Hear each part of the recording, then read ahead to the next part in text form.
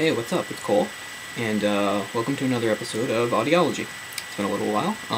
Just to reiterate and remind you again, this is a shared series that I'm doing with Ryho. So if you want to get the entire Audiology experience, be sure to watch his videos too on this, his episodes. He's only got the one at the moment, but I'm sure he's working on another one.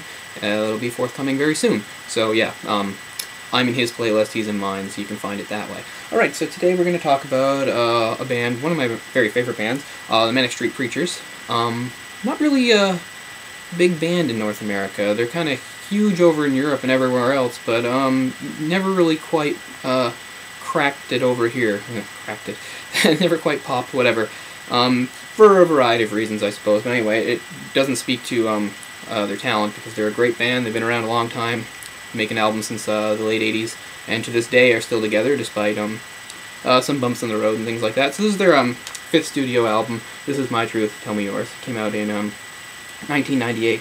Now actually I hadn't heard of them until around this time. I think I'd seen the video for lead single If You Tolerate This, Your Children Will Be Next a few times, and technically speaking thought it was, a pretty kick-ass song. And anyway, I think only a few days later, I could be wrong, it might have been much longer, but I remember digging and looking at some of the CDs in my sister's room. She was a big influence on me in a lot of ways, the books I read and also the music I listen to. And she often kept sort of stuff like that close to the vest. She usually didn't tell me about this sort of stuff. So again, I didn't know. I just found the CD, recognized the name, and that was this. This is my copy, of course. Yeah, and that's really how I got into them and been a fan ever since. So, over 10 years later. Okay, so this is a significant album for a lot of reasons. Like I said, I mentioned If You Tolerate This. It was really probably, I think, their first single to really gain any really significant recognition in the North American market. I don't think it really gave them any staying power. They'd sort of fade again. Like, I think now, even today, I talk to people that haven't really heard of them. But anyway, let's get on to the album. So yeah, it's sort of a bit of a departure from their previous albums in that it's less intense and aggressive, less heavy. It's more subdued, I suppose. A lot of the tracks are, pretty much every track features at least one acoustic guitar part. They're very sweeping, epic tracks, most of them. The Everlasting is the opening track. It's also the longest track on the CD, clocking in at just over 6 minutes. The album's actually bookended by its longest tracks. SYMM, the last track, is just about 6 minutes long. And so this is an album that I've also been guilty of, probably for the first few years of even owning it, not listening to it all the way through, only listening to a few tracks and then just sort of giving up on it. And even though I've, corrected that, I do have to say it sort of does lose steam in the second half, and it's too bad about the order they decide to put the songs in, because to me, if I sort of lose interest as it goes throughout, which is a shame, because it's not like they're terrible or anything like that. It's a good album as a whole, and that's why I'm talking about it here, because I want to talk about full, complete albums. Okay, so like I said, it was significant for a few things. This is the first album to feature absolutely no contributions from Departed, and I'll get to that. Guitarist Richie Edwards, who didn't appear on the last album either, but some of his lyrics, he'd been the group's main lyricist, were still there.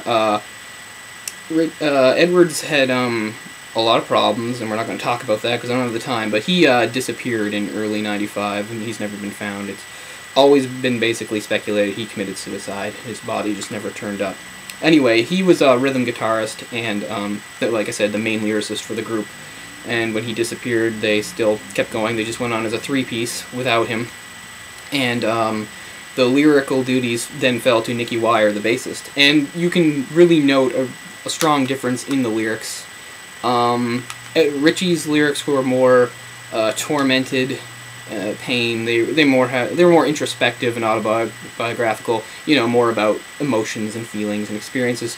Whereas Wire is more socially, social and political things. Lots of references to literature and things like that. In the same vein as that, right here in behind the CD, we have a quote taken from some reflections by R.S. Thomas. I won't read it. From No Truce with the Furies, that's what it's called. And he was a Welsh clergyman and also a writer.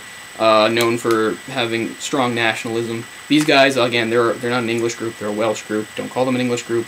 I wouldn't call them anti-England, but they are very nationalistic guys themselves, very into the Labour Party and stuff like that.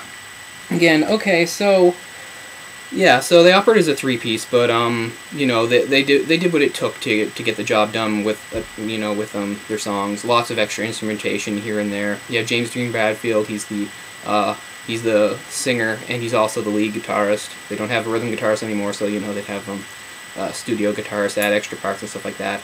But usually the lead guitar part, and often on this album, the acoustic parts were played by Bradfield. What else we got here?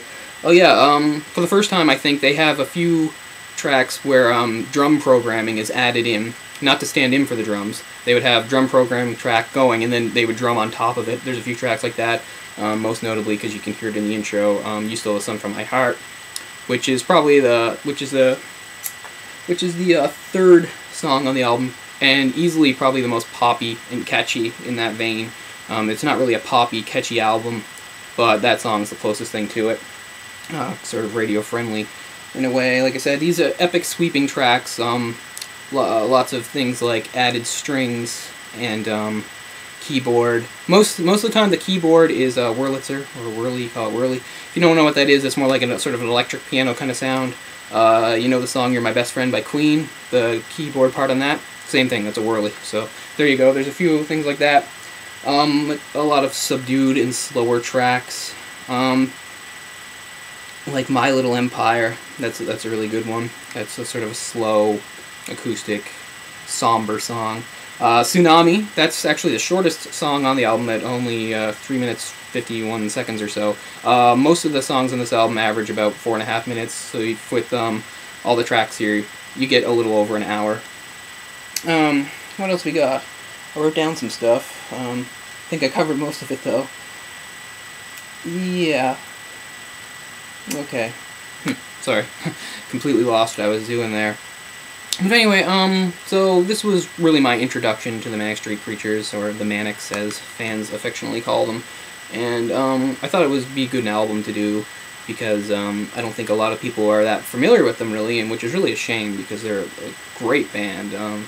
You know, I have weird attitudes about bands, especially bands that have been around a long time. You know, I think they're too old, or they should stop. Not these guys. They've aged great. They're still cranking out albums. They've had several albums since then. This is probably their biggest album in North America. Another reason why I picked it. But the main reason I picked it was the personal reason, because again, it's how I got into them.